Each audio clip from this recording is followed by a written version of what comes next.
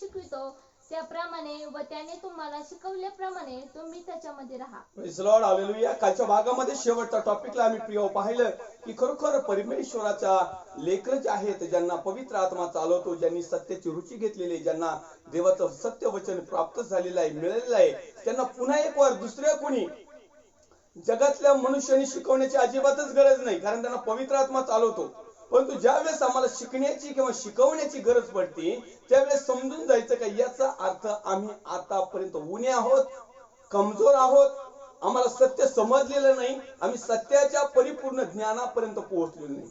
आणि म्हणून आपण कालच्या लाईव्ह फेसबुक मध्ये एक शेवटी आपण एक वचन सांगितलं होतं आणि मी म्हटलं होतं की उद्याच्या भागामध्ये आपण एक उदाहरण पाहणार आहोत की दुष्ट सैतान जो जगाचा अधिकारी, त्याचं शिक्षण म्हणजे खोटं शिक्षण, फुसवणारं शिक्षण, डुप्लिकेट शिक्षण, भाळवणारं शिक्षण, बळी पडणारं शिक्षण, मोह निर्माण करणारं शिक्षण आणि त्याच्याकडे आकर्षित गेलेलं शिक्षण आणि पापामध्ये पाडणारे शिक्षण आणि परमेश्वरापासून निर्माण झालेलं शिक्षण, सत्य शिक्षण, खरं शिक्षण, याच्यामधला जो भेद आहे आम्ही एक उदाहरणाच्या माध्यमातून कालच्या लाईव्ह फेसबुक आम्ही मध्ये म्हटलो होतो. आज पुन्हा एक वार आपण त्या गोष्टी पाहूया. या ठिकाणी शास्त्र भागामध्ये उत्पत्तीचा ग्रंथ जर घेतला तर त्याच्यामध्ये आम्हाला पाहायला मिळतं की उत्पत्तीचा ग्रंथ अध्याय क्रमांक 2 आणि वचन क्रमांक 16 व 17 मध्ये आम्हाला एक गोष्ट पाहायला मिळते. वास्तव या ठिकाणी तेव्हा परमेश्वर देवाने आदामाला अशी आज्ञा दिली की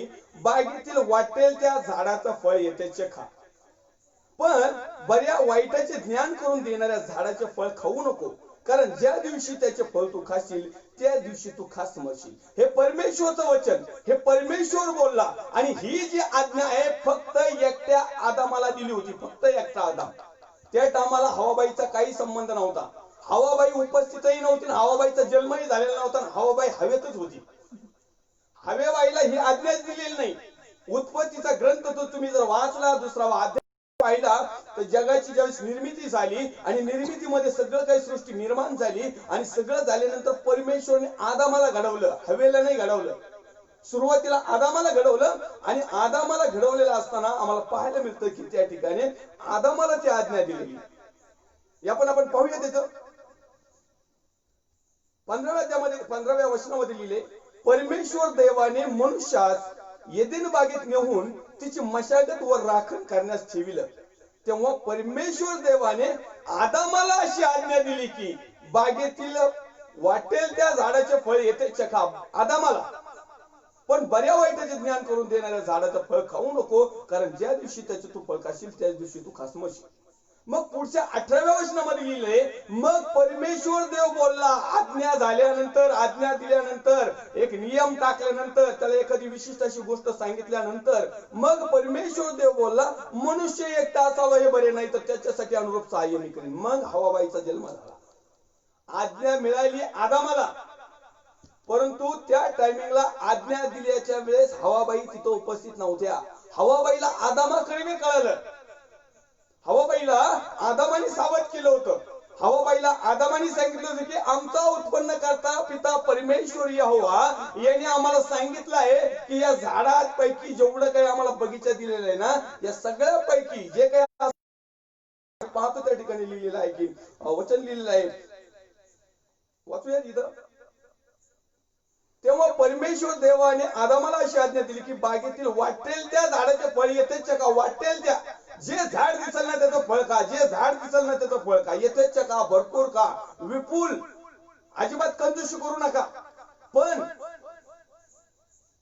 बऱ्या वाईटाचं ज्ञान करून देणाऱ्या झाडाचं फळ खाऊ नको. बरं आणि वाईट हे जे फळ आहे, हे झाडाचं जे फळ आहे ते खाऊ नको, कारण ज्या दिवशी त्याचं फळ तू खाशील ना त्याच दिवशी मरशील.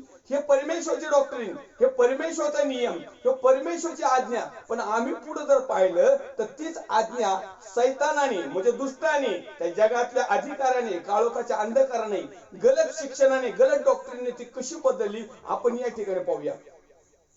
या ठिकाणी लिहिलेलं आहे उत्पत्तीचा ग्रंथ अध्याय क्रमांक 3 आणि वचन क्रमांक 1 ते 4. पुन्हा एक वाचा. परमेश्वर देवाने केलेल्या सर्व चरात सर्प फार धूर्त होता. तो स्त्रीला म्हणाला, तुम्ही बागेतल्या कोणत्याही झाडाचं फळ खाऊ नये असे देवाने तुम्हाला सांगितले खरं काय? इथं आदामाला सांगतो की यथेच्छ फळ खा, कोणत्याही झाडाचं खा, ठराविक नाही. तिथे लिहिलेले त्या झाडाचं फळ यथेच्छ खा. आणि हे परमेश्वर बोलला. आणि या ठिकाणी जो दुष्ट, जो धूर्त, जो सैतान, जो दियावल म्हटलेला, जे गलत शिक्षण, गलत डॉक्ट्रिन, मोहपाश निर्माण करणारी, शापात आणणारी, पापाला जन्म देणारी, पापात ओढणारी, भूलताप देणारे, देवाच्या वचनाच्या बरोबर विरोधाभास करणारे, वचन देवाचंच घेणार, लाईनिंग देवाची टाकणार, परंतु एक दोन शब्दाची इकडे तिकडे झोपपेक करणार. आपण पाहूया याच्यामध्ये पहिल्यामध्ये लिहिलंय की आदामाला तो म्हणत आहे की बागेतील वाटेल त्या झाडाचे फळ येथेच खा, वाटेल त्या. फक्त एक गोष्ट आहे की जे बरं आणि वाईटाचं ज्ञान करून देणारं झाडाचं फळ आहे ना, तेवढंच खाऊ नको. जर खाशील ना तर त्या दिवशी मरशील. हे देव म्हटला. आता देवाचा तो विरोधाभास म्हणजे जो सैतान, दुष्ट, गलत शिक्षण, डॉक्ट्रिन काय म्हणत आहे, तो म्हणत आहे इथं तिला तुम्ही बागेतल्या कोणत्याही झाडाचे फळ खाऊ नये, खाऊ नये. इथं म्हणतो खा आणि इथं म्हणतो खाऊ नये. असे देवाने तुम्हाला सांगितले, खरं काय? हे खरं आहे का? आज्ञा दिली होती आदामाला. आदामीने सांगितले त्याच्या बायकोला, हवे बाई. सैतानाला त्याच्यापैकी काही माहित नाही. हा तिथं ट्रेस काढीत आला, हा तिथं शोध करीत आला. आणि हायाला माहिती होतं पक्क की आदामाला परमेश्वराने त्याच्या प्रतिरूपाचं बनवलंय, आदामाला आज्ञा दिलेली. पण आदामनापासून निर्माण झालेली जी स्त्री ना, तिला मात्र आज्ञा दिलेली नाही. तर आदाम जे काही सांगल ना तेच ती ऐकल. आणि मग हिला फसवायला एकदम सोपं जाईल. आणि मग त्यांनी डुप्लिकेटपणा काय केला, तर तिला आडवे तिडवे प्रश्न विचारून, वाकडे तिकडे डॉक्टरीन सांगून, एक मोहपाश निर्माण करणारी, गोंधळात टाकणारी, कॉन्फिडन्स हलवणारी अशी डॉक्टरीन त्यांनी त्या ठिकाणी तयार केली. आणि तो सर्प म्हटला की कोणत्याही झाडाचे फळ खाऊ नये असे देवाने तुम्हाला सांगितले, हे खरे काय?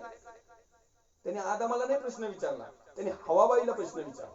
ज्याला सत्य माहिती आहे ना, त्या सत्याकडे कोणी येत नाही. पण ज्याला सत्यापासून थोडस काही मिळालेलं आहे, परंतु सत्याला न जुमानता जगाच्या मोहपाशाला बळी पडणाऱ्या लोकांकडे असे प्रश्न निर्माण होतात. पुढे लिहितोय, स्त्री मग त्या म्हणाली, स्त्रीने सर्पास म्हटले, बागेतल्या झाडाची फळ खाण्याची आम्हाला मोकळी काय, काही प्रॉब्लेम नाही. माझ्या मिस्टरांनी मला सांगितलंय, आमच्या पालक साहेबांनी मला सांगितलेलं आहे की परमेश्वरने आम्हाला निर्मित केलंय. परमेश्वर म्हटलं येथेच काय अडचण नाही.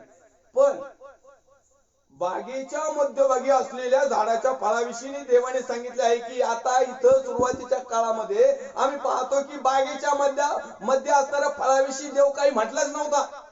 हिनी लगेच जीभ लावली, उचलली, जीवन लावली, त्या बकरीसारखी लागली लपा खायला. कारण हिच्यामध्ये त्या दुष्टाला जवळ करण्याचं किंवा दुष्टाने तिच्यावर मोहपाश टाकण्याचं पूर्ण जाळ केलं होतं. कारण देवाचं सत्य पूर्ण तिच्याजवळ नाही. आम्ही पाहतो की आज्ञा आदामाला दिली आणि इथं सैतान आला, तो आदामाकडे नाही आला, तो हवेकडे आला. आणि हवेला तो विचारतोय की इथलं फळ खायचं नाही असं म्हटलंय का? ती म्हटली नाही, आम्हाला पूर्ण मोकळी की काही अडचण नाही. मग तो पुढे म्हणत आहे की फक्त ती आणखीन शहाणपणा करून म्हटली पुढं, पण बागेच्या मध्यभागी असलेल्या झाडाच्या फळाविषयी देवाने सांगितले आहे की ते खाऊ नका. इथपर्यंत ठीक झालं. अजून बकरी सारखी जीभ लांबवली तिने, त्याला स्पर्शही करू नका. इथं देव फक्त म्हणला खाऊ नका. देव म्हणतो त्यांना की बऱ्या वाईटाचं ज्ञान करून देणारे झाडाचे फळ खाऊ नको, कारण ज्या दिवशी त्याचे फळ तू खाशील ना त्या दिवशी तू खास मरशील, ही आज्ञा. परंतु या हवाबाईने तिचे स्वतःची मिनिस्ट्री तयार केली, स्वतःची डॉक्ट्रिन तयार केली, स्वतःचे विचार प्रकट केले, स्वतःची एक त्या टायमिंगला सेपरेट तडाखा चालू केला. आणि त्या तडाख्यामध्ये सैतान एका बाजूला आणि आदाम एका बाजूला. पण या दोघांच्या तडाख्यात बिचारा आदामाचं मरण झालं. दोघांचे भांडण, तिसऱ्याचा लाभ व्हायचा नाही तर तिसऱ्याचा सत्यानाशच झाला. या ठिकाणी तो म्हणत आहे की देवाने सांगितले आहे की ती खाऊ नका आणि त्याला स्पर्शही करू नका. इथं देव म्हटला नव्हता स्पर्श करू नका म्हणून, खाऊ नका एवढंच म्हटलं होता. आमच्या डॉक्टरीन मध्ये काय, स्पर्शही करू नका, कराल तर मराल, कराल तर मराल. आता या ठिकाणी लिहिले जर असं जर करशील ना तर खास समजशील. 100% जोर दिला. इथं लगेच थोडस अंग काढून घेतलं. नुसतं मराल, स्पर्श करू नका, कराल तर मराल. पण या ठिकाणी लिहिलेलं आहे खाशील तू त्या दिवशी खास मरशील, 100% मरशील. इथं लगेच कॉन्फिडन्स आला. आपण व्हेंटिलेटर को आहे ना बरेच दिवस जगतो बाबा.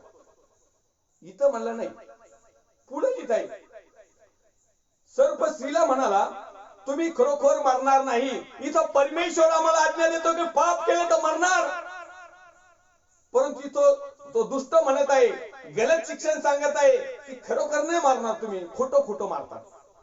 इथं म्हणतोय खरं आणि इथं म्हणतो खोटं. नाही नाही, मारायचं काही संबंध आहे? अहो आयुष्य आरामात जगायचं म्हणलं, मारायचं काही संबंध आहे? उलट सत्यामध्ये चालल्यावर, डॉक्टरीनुसार चालल्यावर, वचनानुसार चालल्यावर बिगर अन्न पाण्याचं मरायचे दिवस येते, लवकर मरतो. तो सैतान म्हणतो खाऊन पिऊन आयुष्य एन्जॉय करा, जास्त दिवस जगतात. याचं सेपरेट डॉक्टरीन जे आहे ना, परमेश्वरच्या विरोधात आहे, आज्ञेच्या भंगाच्या विरोधात आहे. सर्पस्त्रीला म्हणाला तुम्ही खरोखर मरणार नाही. कारण सांगतोय तो आता इथं सांगितलेलं आहे देवाने सरळ सरळ की ज्या दिवशी तू ते फळ खाशील, त्या दिवशी त्याचे फळ खाशील, त्या दिवशी तू खा, पुढं सांगितलं. इथं पुढं तो आणखीन त्याची डॉक्टरीन चालू आहे. कारण देवाला हे ठाऊक आहे की तुम्ही त्याचे फळ खाल त्या दिवशी तुमचे डोळे उघडतील. इथं डोळे उघडायचा काही संबंध नव्हता, हे कच्चेच होते, यांना डोळे उघडायचा काही संबंध नव्हता, यांनी लगेच डोळे उघडायला पण लावले. पुढे लिहित आहे आणि तुम्ही देवासारखे बरे वाईट जाणणारे व्हाल. देवाला जसं बरं आणि वाईट, चांगलं आणि हे समजत ना, तसं तुम्हाला समजल. इथं वाढाव डॉक्टरीन केली. आढाव पियर, आमच्या मराठी भाषेमध्ये ना जे पेरणारे असतात ना त्याला म्हणतात आढावाची पियर, आढाव पियर, एक्स्ट्रा.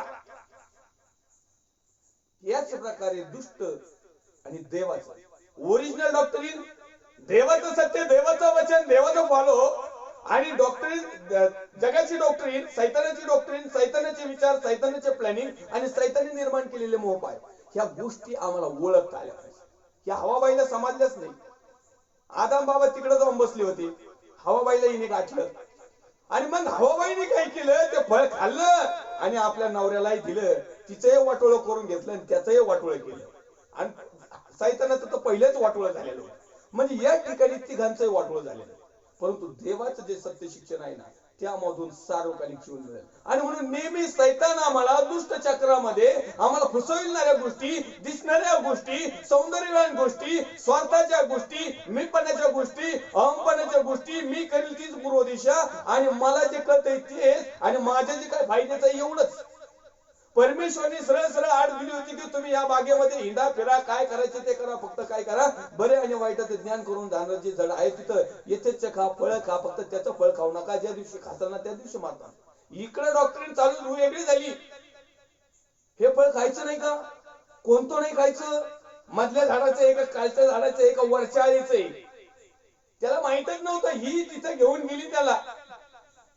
आपण जर तिथला जर परिसर जर आपण एक मूवी जर तयार केली ना आतल्यात, तर हा संभाषण करीत असताना बरोबर त्या फळाच्या झाडाकडे ही हवाबाई घेऊन गेली असेल. आम्ही अख्खं एवढं सगळं फळं खातो, फक्त या झाडाचं नाही फळ खात बरं का आम्ही, हा आम्हाला देवानी सांगितलेले. त्याला माहित नव्हतं, आदामाला आणि हवेला माहित होतं, परंतु सगळं करीत करीत ते हिंडून फिरून ती हवाबाई तिथंच यायची. अरे ह्या झाडाचं फळ कमून नाही खायला लावलं गड्या, इथं कमून गड्या आम्हाला रोखवलंय, नेमकं काय. आणि ही घटना हवाबाईच्या मनामध्ये चालणारे विचार तो वेचित होता, तो दुष्ट तिथं डोकवत होता. कधी आदामाला करू, कधी कधी त्या हव्याबाईला करू, काय नेमकं काय काय कुणा कुणाला दोघांना संगच पकडू. लक्षात आलं नाही नाही, आदामावर अटॅक टाकला का आदाम एका टोल्यात मुंडको तोडीन, नाही तर माझा खांडुळे खांडुळे करीन. नको, आदामाकडे नको, हवाबाईकडे जाऊ, हवाबाई मस्त आहे. आणि मग हवाबाईने त्याचं ऐकलं आणि आजही बऱ्याचशा मंडळातल्या हवाबाई शिक्षण देतात. आणि आमचे एक मोठे पास्टर 900-800 लोकांची मंडळी करणारी हवाबाईला म्हणे अधिकार आहे, हे कोणती डॉक्टरीन आहे. अहो हवाबाईने तसा त्यानेच केलाय. आणि तुमचे ते जेवढे 1000 लोक लाईव्हला येतात ना, त्याच्यातल्या 800 ते 900 हवाबाईच येते. किरकोळ 10-5 लोक, 100 लोक फक्त पाळक लोक येतात, ते पण आदाम. कोणते हवाबाईकडून फळ घ्यायचं ना आदामने खायचं आणि दोघांनी खायचं. म्हणजे तिथेही अशी परिस्थिती झाली. ते गलत डॉक्टरीन देणारे जे डॉक्टर आहेत ना, मोठमोठे टीचर डॉक्टर, ते फळ खाते, लोकांना भूल थाप घालते. हे असं नाही, हे असं, हे असं नाही असं. आणि मग हे लोक पण मुंडक हलवतात. मग त्यांच्यातल्या हवाबाई आपल्या पाळका संघ, आदाम पास्टर संघ जातात तिथं आणि मग तिथून ते फळ घेतात गलत डॉक्टरीनचं, त्या खात्यात आणि उरल्या सुरलेल्या त्यांच्या पास्टरला देऊन टाकतात. आणि मग इकडे आलं का यांच्या मंडळीच्या अख्ख्या सगळ्या सर्वसामान्य लोकांपर्यंत त्या फळाचा सुलाट होतो आणि अख्ख्या मंडळी धपकायत होती. आणि मग जसं आदाम हवाला तिथून हाकलून दिलं ना, तसंच आज तुम्हाला आणि मला जर सत्य शिक्षण आमच्या जवळ नसलं ना तर परमेश्वर आम्हाला हाकलून देणार आहे. परमेश्वर आम्हाला त्या स्वर्गाच्या राज्यात प्रवेश देणार नाही. आम्हाला पाहायला मिळते की त्या चॅप्टर मध्ये जर आम्ही पाहिले की त्या ठिकाणी ज्याने आज्ञा मोडली, आज्ञा भंग केला, ज्या झाडाचं फळ त्यांनी खाल्लं त्या ठिकाणी जीवनी झाडाचं पण होतं. आता यांचा हात जीवनी झाडाला पण जाईल आणि मग जीवनी झाडाचं फळ खाते लय वर्ष जगते ना असंच पाप करते. मग परमेश्वराने त्या जीवनी झाडाच्या पुढं एक गरगर फिरणारी करुबीम अशी तलवार ठेवली आणि मग तिथं कुणाचीच एंट्री नाही. पण तो प्रकटीकरणाच्या पुस्तकामध्ये सांगतोय जीवनी झाडावरचं फळ मी तुला खायला दिलं. कुणाला? हे असे डुप्लिकेट भविष्यवाक्यांना नाही, असे डुप्लिकेट शिक्षण देणाऱ्याला नाही, ज्यांच्या जीवनामध्ये खोटारडेपणा आहे, जे खोटं शिकवतात, जे सत्यापासून बळकलेले आहेत, जे लाचारी करत आहेत, जे आज्ञाचा भंग करीत आहेत, वचन मोडून तोडून फायद्यासाठी घेत आहे, अशा लोकांसाठी तिथं नो एंट्री, तिथं एंट्री फिंट्री काही नाही, तिथलं तुमचं संपलं. आणि म्हणून परमेश्वरच्या नावाला मी धन्यवाद देईल. या ठिकाणी आपण आपला रेग्युलर जो विषय आहे सत्य, या विषयावर आपण वळत आहोत. ह्या गोष्टी देखील सत्य आहेत आणि या सत्य समजावा म्हणून आपण हे उदाहरण घेतलेलं आहे. आज आपण पाहूया चिंतन आणि मनन करण्यासाठी पहिले योहान त्याचा 3रा अध्याय आणि 18व्या क्रमांकाचं वचन वाचूया. 3:18. मुलांनो, आपल्या शब्दांनी किंवा जिभेने नव्हे तर कृतीने व सत्याने आपण प्रीती करावी. मुलांनो, आपल्या शब्दांनी, आपल्या केवळ शब्दांनी नव्हे किंवा जिभेने नव्हे किंवा नुसतं जिभेने नाही तर कृतीने व सत्याने, तर कृती, आचरण, प्रॅक्टिकल, वास्तविक क्रियाशील जीवन आणि ते पण सत्यामध्ये. अनेक लोक फक्त ओठाने, मनाने, तोंडाने, आवाजाने, फक्त आवाज गॉड ब्लेस यू आणि तिथं तरफडत पाळलाय, त्याला उचलायचं नाही, फक्त माझं देव तुला आशीर्वाद देऊ. मग तो आकडून आकडून काकडून काकडून तिथं का मारा ना, याला प्रीती नाही म्हणत. परमेश्वरचं वचन सांगतंय की ज्यावेळी मुलांनो तुम्ही केवळ शब्दाने प्रीती करू नका तर कृतीने व सत्याने कृतीने कृती करायची. आणि ती कृती पण लोकांना दाखवण्यासाठी नाही करायची, सत्यामध्ये करायची. लोकांनी आम्हाला पाहू नाही तर नाही पाहू, पण आमचा परमेश्वर जो सार्वभौम जिवंत होता, जो आहे आणि जो येणार आहे, त्याने आम्हाला पाहावं आणि त्याने आम्हाला शाबासकी द्यावी. आणि म्हणून आम्हाला सत्यामध्ये ती प्रीती करायची. प्रीती जरी करायची ठरली तर सत्यामध्ये. अनेक लोक प्रीती करतात परंतु खोट्यापणाची प्रीती आहे, पुचका असू. म्हणून तर आम्ही गीतकार म्हणताय, रमण देवीचं गीत आहे, प्रत्येक आसवांची कळते प्रभू सभाषा. मग आसू कसे निघू? काही मगरमच्छ आसू इथं मोकार, काही लोक कांदा डोळ्याला लावून आसू काढी के, त्याची गॅरंटीच नाही. परमेश्वराला माहिती आहे आम्ही कशा प्रकारे खरोखर अंतःकरणापासून अश्रुपूर्ण नेत्रांनी केली काय. अनेक लोक कणत कुथत सेवा करतात. करूच नका ना, कुणी सांगितली कणत कुथत करायची? गप मारा, घरी बसा. सेवा करायची तर दुःख सहन करण्याची ताकद तुमच्यामध्ये पाहिजे. सेवा करायची तर निंदा नालस्ती सहन करण्याची ताकद तुमच्यामध्ये. सेवा करायची तर उपास मार सहन करण्याची ताकद तुमच्यामध्ये पाहिजे. सेवा करायची तर बिगर पैशाची करायची. सेवा करायची तर जो देगा उसका भी भाला, जो नहीं देगा उसका भी भाला, असं तरी करा कमीत कमी. मी तर म्हणतोय जो नहीं देगा ना उसकाच भाला, जो देगा उसका कभी न मत भाला हो. कारण या लोकांनी देऊन देऊनच खरंच सत्य शिक्षणामध्ये खोट निर्माण केलेली आहे. अनेक लोक फक्त घेण्यासाठीच सेवा करतायत, घेण्यासाठीच प्रभूकडे येत आहेत. आला मला ताप तर तू माझा बाप, आणि गेला माझा ताप तर मी तुझ्या बापाचा बाप. सत्य शेवटपर्यंत टिकणं खूप गरजेचं आहे. शेवटपर्यंत आम्ही प्रीती करणं गरजेचं आहे, पण तू कशाने? सत्यामध्ये. आमचा विषय आहे प्रिय सत्य. सत्य भाग 18 मध्ये आम्ही शिकत आहोत. आणखी एक रेफरन्स पाहूया, 3:19. आपण सत्याने आहोत, आपण सत्याने आहोत हे यावरून आपल्याला कळून येईल. आणि ज्या ज्या कशाविषयी आपले मन आपल्या स्वतःला दोषी ठरविते त्याविषयी आपण स्वतःच्या मनाला त्याच्यासमोर उमेद देऊ. कारण आपल्या मनापेक्षा देव थोर आहे.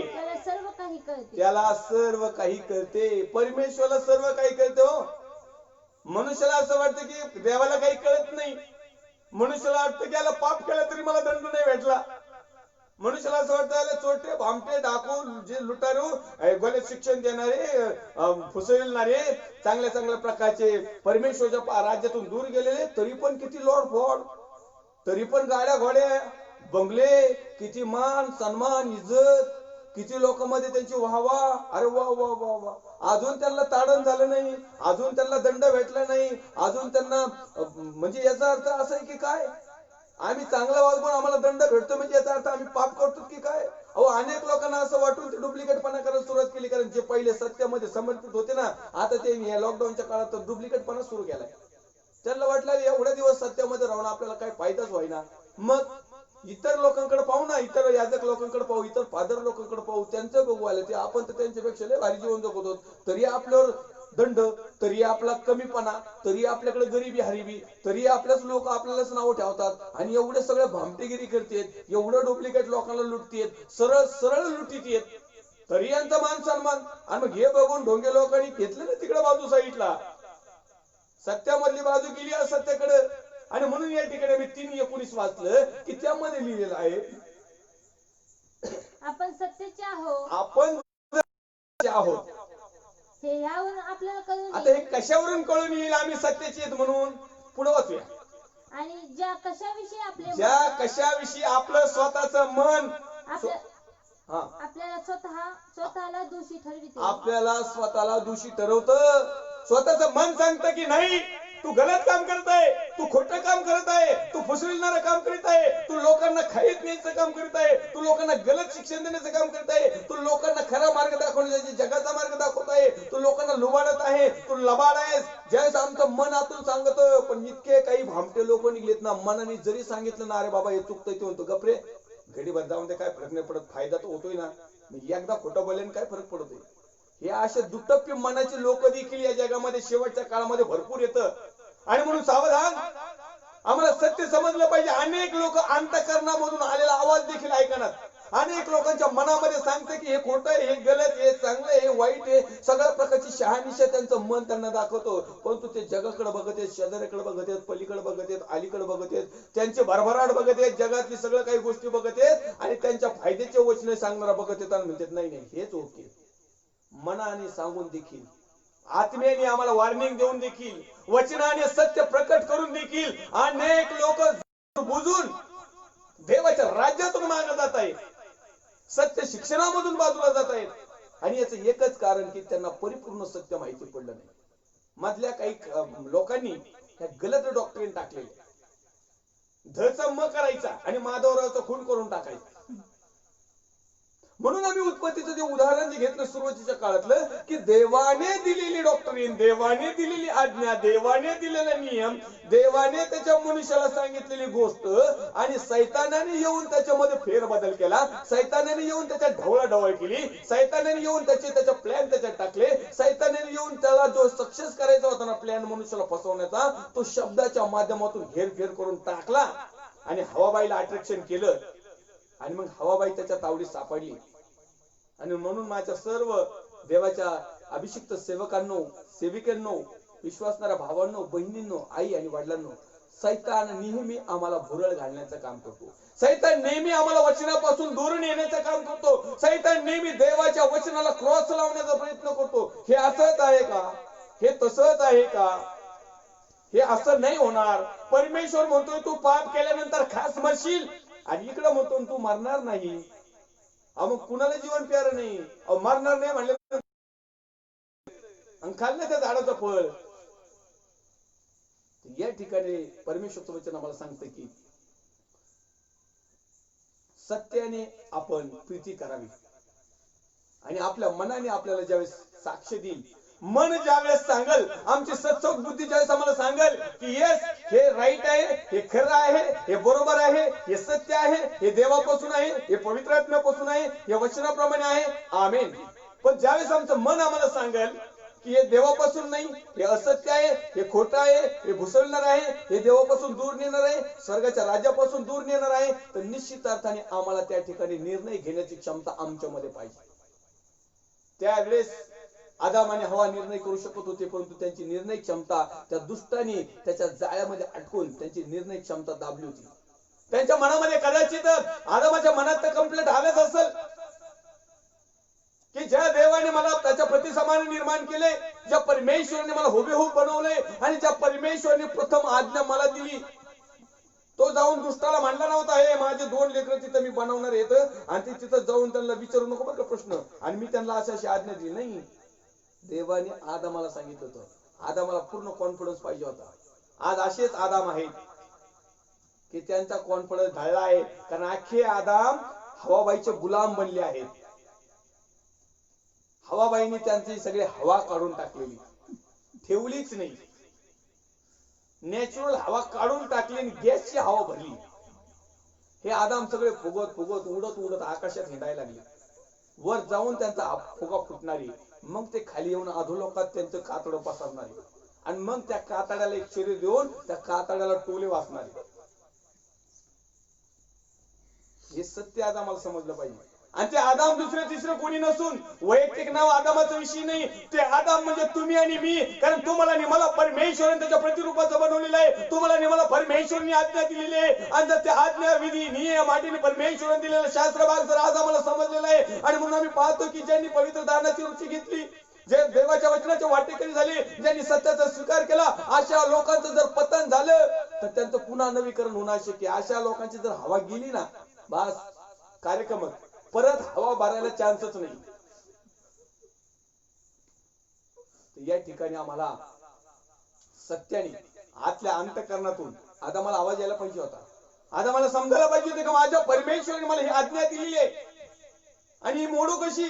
त्याने लगेच सैतानाला प्रतिकार करायला पाहिजे होता. त्या गलत आणि खरं आणि खोट्या शिक्षणामध्ये त्यांनी लगेच डोकं लावायला पाहिजे होतं. लगेच फेस टू फेस म्हणायला पाहिजे होता, अरे दुष्टा, अरे सैताना, अरे गलत शिक्षण देणारे, अरे प्रिशर, जो कोणी तू सोंग घेऊन आलेला आहेस, माझ्या परमेश्वराने असं सांगितलेलं आहे की जर मी आज्ञा मोडली तर मरशील म्हणून सांगितलंय, आणि तू मला येऊन काय सांगतो की हे फळ खाल्ल्यानंतर आज्ञा मोडली तर तू मारणार नाही म्हणून लगेच विरोध करायला पाहिजे. आज अनेक लोक आहेत गलत शिक्षणला वा वा प्रेज लॉर्ड हालेलुया आमीन वा, आणि सत्य शिक्षणाला हे दोष लावायला सुरुवात. सत्य शिक्षण सांगणाऱ्याची तो वाट लावायला लागले, सत्य सांगणारे नकोच म्हणत आहेत.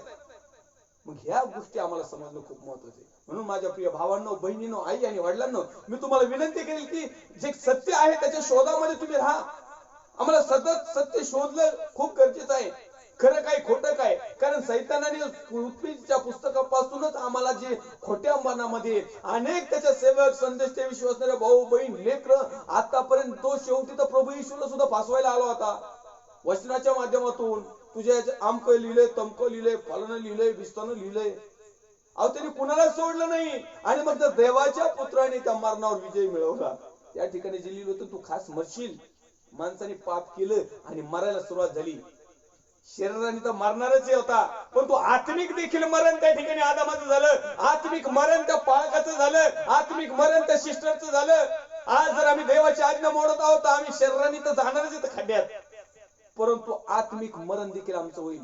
मग तो पास्टर असू नाही तो पुस्टर असू नाही ते एखादा बुस्टर असू, सोडणारच नाही. आम्ही जैगिकरित्या देखील मरणार आहोत आणि आत्मिकरित्या देखील मरणार आहोत, आणि म्हणून आम्ही आत्म्याने मरू नये. म्हणून परमेश्वरचा पुत्र प्रभू येशू ख्रिस्त यांनी रक्त सांडलं. त्याचं रक्त सांडण्याचा विषय की त्या मृत्यूला विजयी बनवायचं, मृत्यूवर विजय मिळवायचा होता, आणि मृत्यूला त्याच्या ताब्यात घ्यायचं होतं. त्या मृत्यूवरची सत्ता काढून टाकायची होती. कारण अनेक प्रियजनांचा त्या ठिकाणी मृत्यू झालेला होता, जैगिक शरीरानी पण आणि आत्मिक पण. हे सत्य आज देखील माझे प्रत्येक भाऊ बहीण आई वडील एवढेच नव्हे तर देवाचे सेवक आत्मिक मृत्यू पावत आहेत, आणि देवाची इच्छा आहे.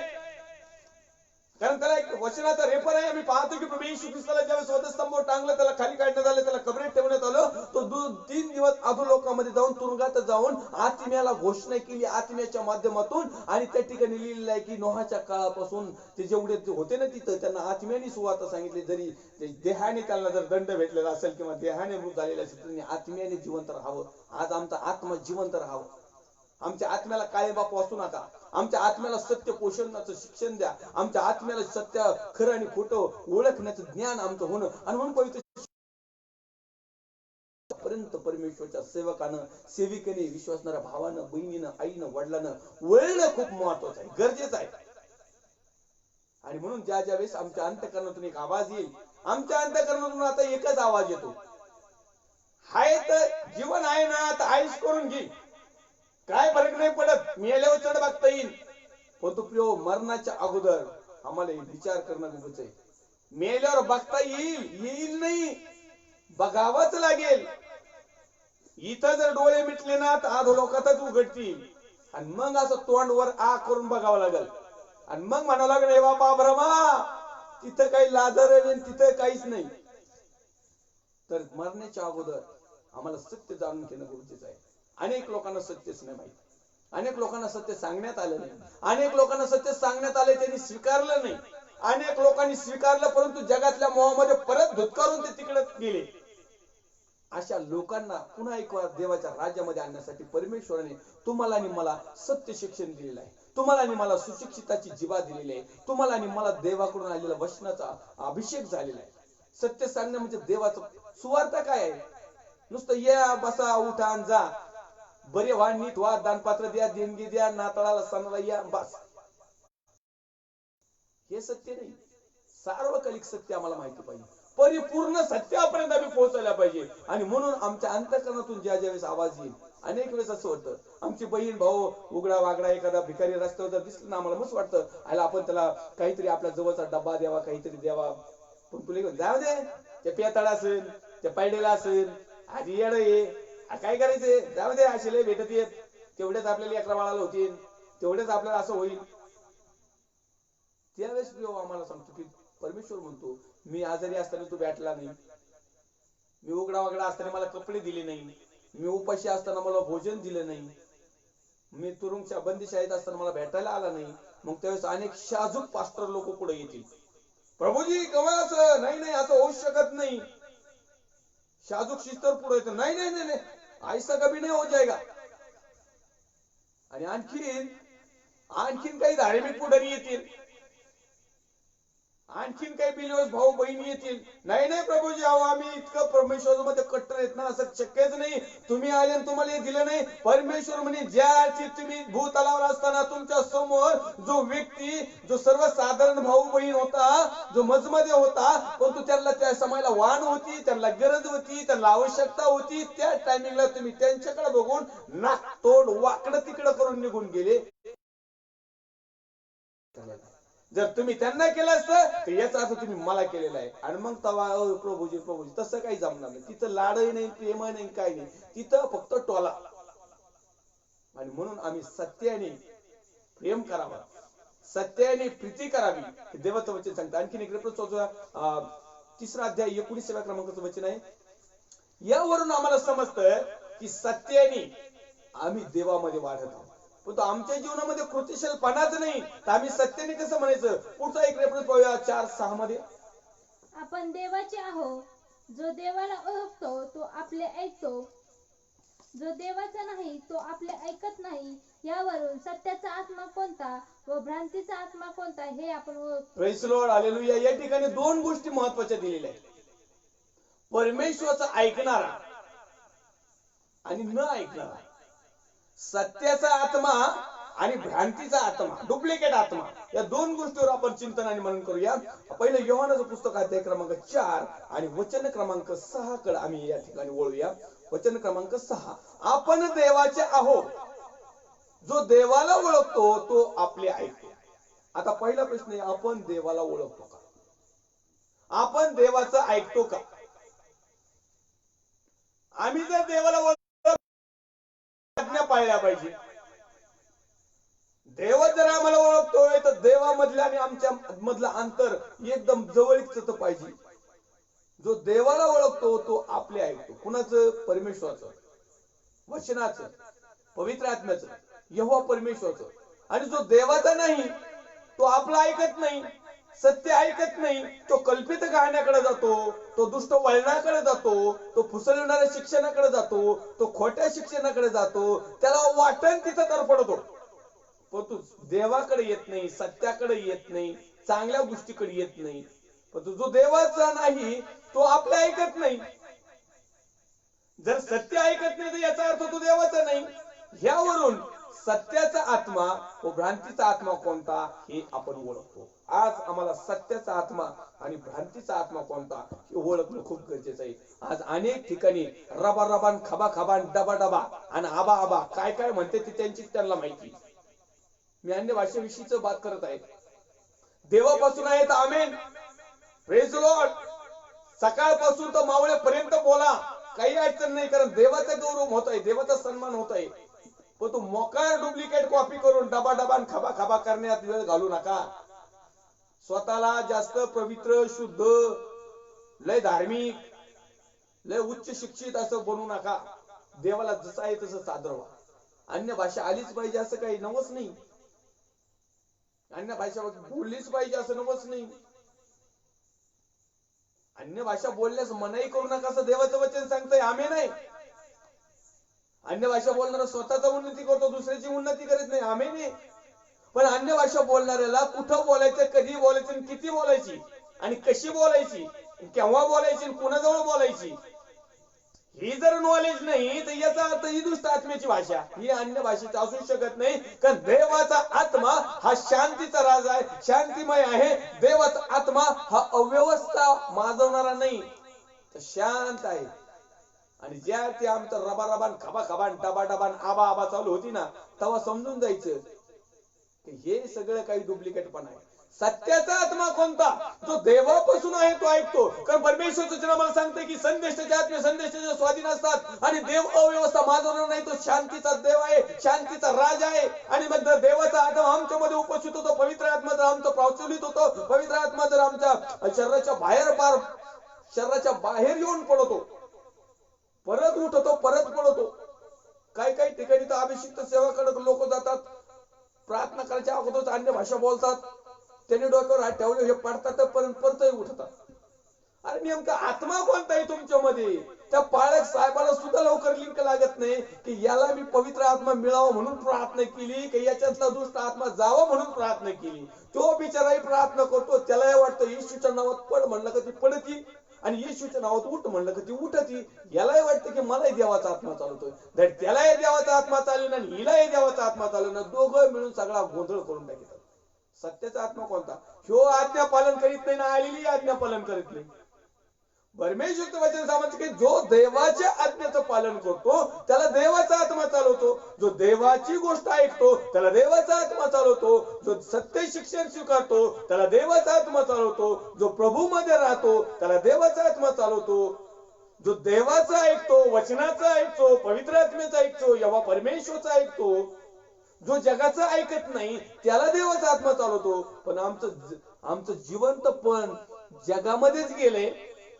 आम्ही जगातलंच ऐकतो, जगातल्याच गोष्टी स्वीकारतो, जगातल्याच बापाचा उदो करतो, जगातल्याच भाषा बोलतो, जगातल्याच दुष्टाला वश झालोय, जगातल्याच दुष्टाप्रमाणे स्तुती करतो, वचनाचं विश्लेषणही करतो, मोठमोठ्याला सभाही घेतो, लोकांना पाडितोय पण, लोकांना उठवितोय पण, लोकांना लुटितोय पण. याचा अर्थ सत्याचा आत्मा नाही, यो भ्रांतीचा आत्मा, दुष्टाचा आत्मा, गलत आत्मा, अधोलोकाकडे नेणारा आत्मा. मग हे सत्य आम्हाला माहिती पाहिजे. परंतु हे सत्य स्वीकारण्यासाठी तुम्हाला आणि मला एक गरज आहे की या शेवटीच्या वेळेस अनेक लोक फसवतील. माझ्यावर भरोसा ठेवू नका, माझ्या मुखातून निघणारे शब्दावर देखील भरोसा ठेवू नका. परंतु देवाच्या वचनाच्या माध्यमातून परमेश्वर तुम्हाला काय म्हणत आहे याच्याकडे तुम्ही विशेष लक्ष द्या. देवाचा आत्मा तुम्हाला जर चालवत आहे तर देवाच्या आत्म्याला वचनाचं प्रकटीकरण विचारा. आणि म्हणून आपण वाचूया पुन्हा एक वार पहिलं योहानाचं पत्र, त्याचा 4 अध्याय आणि 6 वचन. आपण देवाचे आहोत, आपण देवाचे आहोत, जो देवाला ओळखतो, जो देवाला ओळखतो, तो आपले ऐकतो, तो आपला ऐकतो, जो देवाला ओळखतो.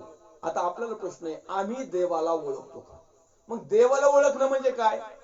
देवाला पाहणं म्हणजे काय? देवाची आपली सहभागिता असणं म्हणजे काय? ओळखणं कशाला म्हणतात माहिती का? जो व्यक्ती वारंवार आमच्या घरामध्ये येतो, जो व्यक्ती वारंवार आमच्या संपर्कामध्ये येतो, जो व्यक्ती वारंवार आमच्या सहभागितेमध्ये येतो, ज्या व्यक्तीचा वारंवार आमचा मिलाप बनतो, त्याला आम्ही ओळखतो. म्हणजे याचा अर्थ परमेश्वराला आम्ही ओळखतो म्हणजे काय? नेहमी परमेश्वरच्या सानिध्यात आम्ही बसतो, नेहमी परमेश्वरच्या संगतीमध्ये असतो, नेहमी परमेश्वरच्या सहभागितेमध्ये असतो, नेहमी परमेश्वरच्या वचनामध्ये असतो, नेहमी परमेश्वराने सांगितलेल्या आज्ञा, विधी, नियमाटी पाळण्याचा प्रयत्न करतो. याचा अर्थ परमेश्वराची आमची ओळख झाली. मोकार नाही, नुसतं चर्चला गेलं परमेश्वर माझा बाप होऊ शकत नाही. परमेश्वरची तुमची आणि माझी ओळख काय? आणि म्हणून तर आम्ही पाहतो की तो म्हणत आहे की मी तुम्हाला ओळखत नाही, अवमानचर करणाऱ्यांनो माझ्यापासून दूर जा. मी तुम्हाला ओळखीतच नाही, तुमची माझी ओळखच नाही. तर या ठिकाणी मी पाहत आहोत की 4 अध्याय 6व्या वचनामध्ये जो देवाचा नाही जो देवाचा नाही तो आपले ऐकत नाही. तो ऐकत नाही. जो देवाचा नाही ना तो देवाचं ऐकत नाही, वचनाचं ऐकत नाही, पवित्र आत्म्याचं ऐकत नाही, यावाचं ऐकत नाही, अभिषिक्त सेवकाच्या माध्यमातून आलेले सत्य वचनही स्वीकारित नाही. पुढं यावरून सत्याचा आत्मा कोणता यावरून सत्याचा आत्मा कोणता व भ्रांतीचा व आत्मा कोणता भ्रांतीचा आत्मा कोणता हे आपण हे आपण ओळखावं. हे मी सांगण्याची गरज नाही, कोणी दुसऱ्या सेवकांनी सांगण्याची गरज नाही. स्वर्गातून उतरलेल्या देवदूतांनी जरी सांगितलं तर पौल साहेब म्हणतात शापित असो का नाही, मी जी सुवार्ता सांगितली ना हिच्यावर प्रभू येशू ख्रिस्ताने शिक्कामोर्तब केलाय. म्हणून तो म्हणतो की याच्या व्यतिरिक्त जर काही गोष्टी तुम्हाला जर सांगण्यात आल्या पवित्र शास्त्राच्या व्यतिरिक्त तर तो शापभ्रष्ट असू, मग तो स्वर्गातला येऊन देवदूत काही येईना. कारण अनेक लोकांनी स्वर्गातल्या देवदूताचं सोंग घेतलेलं आहे आणि वेगळ्या गोष्टी करत आहेत. अनेक लोकांनी त्या देवदूताचं सोंग घेतलंय, अनेक लोकांनी मेंढराचं सोंग घेतलंय आणि वाटेल त्या गोष्टी करतात. जी गोष्ट करायला सांगितली ना ती नाही करायची. इथं सांगितलंय पाप करू नको, हे खाऊ नको, खास म्हणशील तो येऊन आम्हाला म्हणतो काही अडचण नाही, प्रभू दयेचा सामर आहे, क्षमेचा सागर आहे. अहो प्रभू म्हणतो तुमचे पातका लाखे सारखे लाल असली तरी मी बर्फासारखी, किरमिजा सारखी, लोकरी सारखी, हॅलोजन सारखी, मर्कुरी सारखी शुभ्र करीन. काय टेन्शन घेऊ नका, करत राहा पाप, काही अडचण नाही. आम्ही जर सांगितलं ना देवाच्या प्रिय बहिणींनो आणि भावांनो, आई आणि वडिलांनो, प्रिय देवाच्या सेवकांनो, आम्ही जर लेक्चर दिलं ना स्त्रियांनी व्यवस्थित राहावं, स्त्रियांनी डोक्यावर पदर घ्यावं, स्त्रियांनी त्यांच्या पुरुषाच्या म्हणजे त्यांच्या पतीच्या अधीन असावं, विधवा स्त्रीने निमस्त असावं, वरिष्ठ स्त्रिया ज्या आहेत आमच्या बुजुर्ग वर्ग त्यांनी तरुण स्त्रियांना चांगला संदेश द्यावा. तर दुसरं डॉक्टरने काय सांगतं माहिती का, काही प्रॉब्लेम नाही, बाहेर देशात काही डोक्यावर पदरच घेतात का, बाहेर देशात काय असंच आहे का. मग त्या सिस्टर कशा लेक्चर देतात, त्या सिस्टर कशा मध्ये मध्ये जिबली हलवतात. आम्ही लगेच उदाहरणं द्यायला चालू करतो. अहो आमचं कल्चर कोणतं, आम्ही राहतो कुठं, आम्ही वास्तव्य काय, आम्हाला कशासाठी बोलवलंय, आम्ही शिकवतो काय, लगेच गेला डॉक्टरीन, लगेच त्याला फाटा. हे म्हणतो काय फरक नाही पडत, डोक्यावर पदर नाही घेतलं तरी चालेल, कारण यांच्या बायकाला सांगून हाणून मारून सुद्धा हे घेणार. आतल्यात गचाटी झाली असेल का बघ तुझ्यामुळं मला लय लोक बोलत आहेत, पण यांनी लाजच सोडून दिली. हवा म्हणजे नाही घेणार, म्हणजे नाही घेणार. किंवा म्हटलं आता म्हणलं बघ ठीक आहे भाऊ, बिगर भुंडी का होऊन येईना, फक्त जास्त ओव्हरटेक करू नको. म्हणजे माझ्या मनावर साथ पाहिजे, मला जसं वाटेल तसं मी वागन. आणि मग हीच परिस्थिती चालली ना. तुम्ही पाहतात प्रियो, हे जे खोचक बोल आहेत किंवा हे जे तुम्हाला टोचणारे शब्द आहेत हे सत्य आहेत, हे सुधारणेसाठी आहेत. कुठली प्रकारची बहीण किंवा आई किंवा वडील माझे दुश्मन नाही, परंतु देवाने दिलेली जी डॉक्ट्रिन आहे, देवाने दिलेले जे नियम आहे, देवाने दिलेली आट जी आहे, देवाने दाखवलेलं जे मार्गदर्शन आहे, या मार्गदर्शनाचा गलत उपयोग होत आहे, गलत प्रीचिंग करत आहे, गलत शिक्षण देत आहे आणि पुन्हा एक वार स्वर्गाच्या राज्यातल्याच्या ऐवजी आम्हाला जगाकडे ढकलून जात आहे. आणि म्हणून आम्हाला सत्य माहिती असणं खूप गरजेचं आहे. सत्य माहित नसल्यामुळं आज आमच्या मध्ये या सगळा गोंधळ, सावळा गोंधळ चालू आहे. तो वाचन पुन्हा एक वार वाचू आपण ते. यावरून सत्याचा आत्मा कोणता व भ्रांतीचा आत्मा कोणता हे आपण ओळखतो. ओळखतो. आता किती किती लोकांना आत्मे ओळखण्याचं कृपादान आहे हे परमेश्वरने वचनाच्या माध्यमातून. अनेक लोकांना असं वाटत की भाऊ नाही करंतीकरच्या पुस्तकामध्ये जेवढे काही कृपादान दिलेत ना पाळक साहेब, आमच्याकडे काही याच्यातले कृपादान नाही. आहे पाळक वर्गांना, याजक वर्गांना, फादर वर्गांना, पास्टर वर्गांना, बिशप साहेबांना, कॉर्डिनेटर साहेबांना, गुरुजी साहेबांना, आणखीन कोणते साहेब यांना दिलेले आहेत. आमच्या चर्च मधले फक्त लीडर, पाळकाच्या जवळचे, डावे उजवे, माग पुढे हिंडणारी फिरणारी, बॅगा उचलणारी, दानपात्र गोळा करून पाळकाच्या जवळ देणारी आणि मोकळेच घरी जाणारी, पाळकाच्या बिल्डिंगला पाणी मारणारी, आणि यांचे पत्रे गळते तरी यांचे पत्रे सुद्धा बदलेणार. सत्य काय असत्य काय बळ देणारं शिक्षण आहे, बळ देणारं, पापाला बळ देणारं, पापाचं बळ कमी करणारं सत्य शिक्षण पाहिजे. आज काय झालेलं आहे, पापाला बळ देणारं, पापाला वाढवणारं, सगळ्याकडून सगळ्यांनी खोट्या शिक्षणाला उचलून धरलंय. अहो त्याला उचलवलंय ना, तर मी प्रभू येशूचा सेवक आहे ना, त्यांनी तुम्हाला विनंती करतो, असं उचललेलं ना, असं उचलून आपटून टाका त्याला. परमेश्वरच्या राज्यामध्ये या, सत्याकडे या. मग याच्यावरून कळलं. म्हणून तिथं शेवटच्या वाक्यामध्ये लिहिलंय की सत्याचा आत्मा कोणता आणि भ्रांतीचा आत्मा कोणता हे आपण ओळखतो. तुम्हाला ओळखता येत असेल तर ओळखा, नसेल येत ना असं म्हणू नका मला आत्मीय ओळखण्याचं कृपादान नाही. नसलं तरी चालेल, तुम्ही देवाचं वचन वाचा, तुम्हाला लगेच समजेल काय खोटं काय खरं. ठीक आहे. काही लोक म्हणतात आम्हाला आत्मीय ओळखण्याचं कृपादान नाही ना. प्लीज तुम्हाला वचन वाचण्याचं तर कृपादान आहे ना, वचन ऐकण्याचं कृपादान तर आहे ना, वचन समजण्याची तर बुद्धी आहे ना. मग बस तेवढी झाली का तुम्हाला बरोबर समजन की खोटा आत्मा कोणता, खरा आत्मा कोणता, खरं शिक्षण कोणतं, खोटं शिक्षण कोणतं, जगाचं शिक्षण कोणतं आणि देवाचं शिक्षण कोणतं हे समजेल. आणि म्हणून तो म्हणत आहे की पुन्हा एक वार तुम्हाला शिकवण्याची काही गरज नाही. 2:27 मध्ये मी पाहिले की पहिले योहान 2:27 त्यांचा अभिषेक आहे, तो सत्य आहे, तो खोटं बोलत नाही. आणि म्हणून आम्हाला खरं खोटं माहिती असणं खूप गरजेचं आहे. परमेश्वरच्या नावाचा मी महिमा करेल, गौरव देईल, आदर देईल, सन्मान देईल. तो खरोखर महान परमेश्वर आहे, तो सदाजीवी देव आहे आणि त्याने आम्हाला सत्यासाठी पाचारण केलेलं आहे. आज आम्हाला ओळखणं खूप गरजेचं आहे. काळाची गरज आहे प्रो. जितके दिवस आमचे व्यर्थ गेले ना तितके जाऊ द्या, परंतु जितके काही थोडे दिवस आमच्यासाठी परमेश्वराने आम्हाला ठेवलेला आहे ना जिवंत, त्या दिवसामध्ये सत्याचा शोध घ्या, सत्यामध्ये वाढण्याचा प्रयत्न करा, सत्य स्वीकारण्याचा प्रयत्न करा. थोडस जड जाईल, थोडस टोच. जसं धनुर्वादाचं इंजेक्शन घेतल्यानंतर 2-3 दिवस दुखत होते, चांगलं मोठा गोळा येतो ना, परंतु त्याच्यामुळं शरीरामध्ये कुठल्याही प्रकारचं पॉइझन होत नाही, शरीराचे पार्ट डॅमेज होत नाहीत. जर का पॉइझन झालं ना शरीरात, आकाश शरीराचा एक एक पार्ट काढावा लागेल. गँगरिंग ज्याला म्हणतात. तर ते धनुर्वादाचं इंजेक्शन घेतल्यानंतर ती गँगरिंग होत नाही. आणि धनुर्वादाचं इंजेक्शन म्हणजे देवाचं वचन.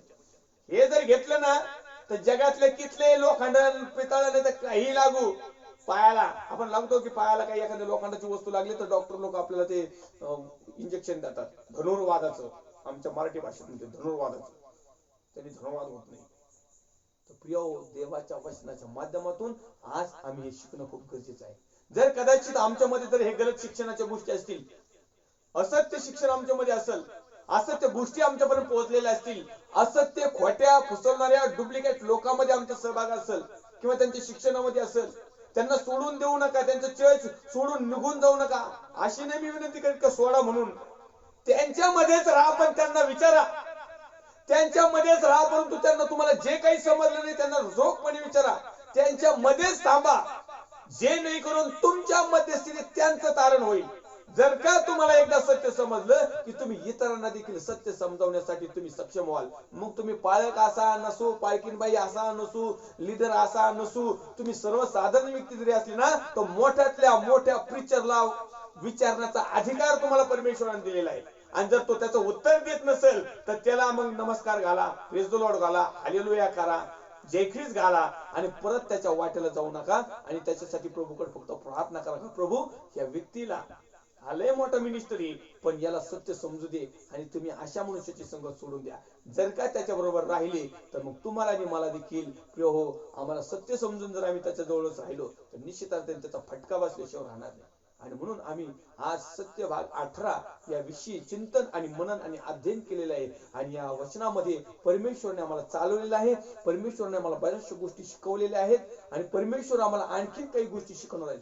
पुढच्या लाईव्ह फेसबुक मध्ये सत्य भाग 19 मध्ये आम्ही पुन्हा एक वार लाईव्ह सेशन मध्ये भेटणार आहोत. आणि त्यावेळेस आम्ही पहिलं पेत्र, त्याचप्रमाणे तिताला पत्र, योहानाचं पत्र, योहानाचं दुसरं पत्र, योहानाचं तिसरं पत्र, त्याचप्रमाणे प्रकटीकरणाचं पुस्तक, अशा बऱ्याचशा गोष्टींमध्ये आम्ही देवाच्या वचनाच्या माध्यमातून पुन्हा एक वार सत्य जाणून घेणार आहोत. या ठिकाणी आपला वेळ होत आहे आणि म्हणून मी विनंती करेल की लाईव्ह फेसबुक मधील असलेल्या सर्व देवाच्या प्रिय अभिषिक्त सेवक सेविका, विश्वासणारे भाऊ बहीण, आई वडील, प्रत्येकाचं मी पुन्हा एक वार प्रभू येशूच्या नावामध्ये हार्दिक स्वागत करतो. मान, सन्मान, महिमा, आदर, गौरव माझ्या परमेश्वर देव बापाला देतो, कारण तो महान आहे. त्याने आम्हाला सत्य शिकवलेलं आहे, त्याने आम्हाला सत्यासाठी निर्माण केलेलं आहे, सत्यामध्ये निर्माण केलेलं आहे आणि सत्य आचरण्यासाठी निर्माण केलेलं आहे. यासाठी की त्या जीवनी झाडाचं फळ आम्हाला मिळावं, यासाठी स्वर्गात राज्यातला सगळ्यात मोठा अधिकार, आशीर्वाद, त्यातलं मुकुट आम्हाला भेटावं आणि देवाच्या राज्यामध्ये उपयोगी पडणारं पात्र आम्ही तयार व्हावं. परमेश्वरच्या नावाला धन्यवाद. छोटीशी प्रार्थना करूया. पवित्र थोर सेनाधीश बापा, जसे आहोत तसे तुझ्या पवित्र हातामध्ये येतो. प्रभू येशू ख्रिस्ताच्या नावामध्ये आम्ही प्रार्थना विनंती करतो.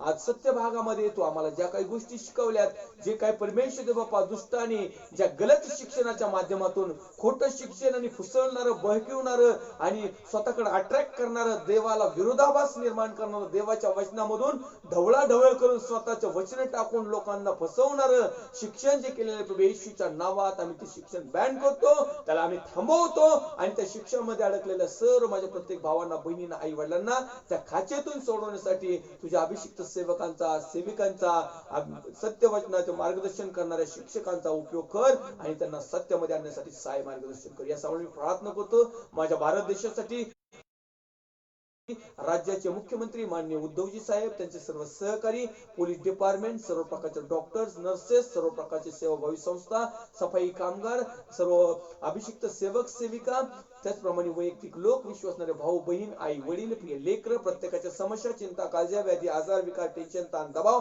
प्रत्येकाची आर्थिक परिस्थिती आणि विशेष करून प्रार्थना करतो जे असत्यामध्ये आहेत, जे खोटेपणामध्ये आहेत, तू परिवर्तन करून सत्यामध्ये त्यांना तू घेऊन ये. सर्व आदर गौरव तुला देत ख्रिस्त येशू जो होता, जो आहे आणि जो येणार आहे, त्याच्या पवित्र गोड सामर्थ्यवान नावात छोटीशी मागणी मागतो. स्वर्गीय पिता तू आहे. आमेन. प्रभू रक्त की जय, प्रभू रक्त की जय, प्रभू रक्ताचा जयकार असो. Amen, amen, amen. Praise the Lord. God bless you. Thank you.